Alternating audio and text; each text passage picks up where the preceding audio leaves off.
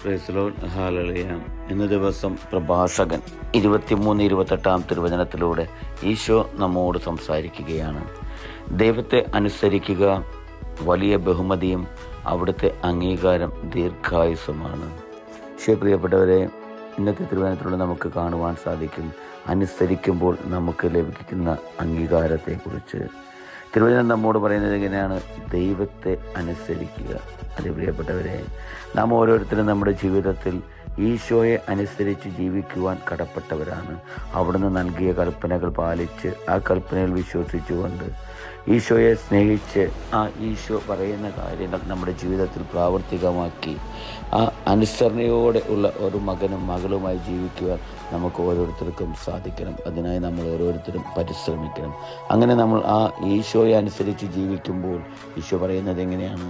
വലിയ ബഹുമതിയും അവിടുത്തെ അംഗീകാരം ദീർഘായുസ്സുമാണെന്ന്. നമുക്ക് ലഭിക്കുന്ന ഒരു അനുഗ്രഹമാണ് പ്രിയപ്പെട്ടവരെ ഈശോയെ അനുസരിച്ച് ജീവിക്കുമ്പോൾ. അപ്പോൾ ഈശോയോട് ചേർന്ന് നിന്നുകൊണ്ട് ഈശോയെ അനുസരിച്ച് ജീവിക്കുവാനായിട്ട് ഓരോ ദിവസവും നമുക്ക് പരിശ്രമിക്കാം. ഹല്ലേലൂയ, ആമേൻ.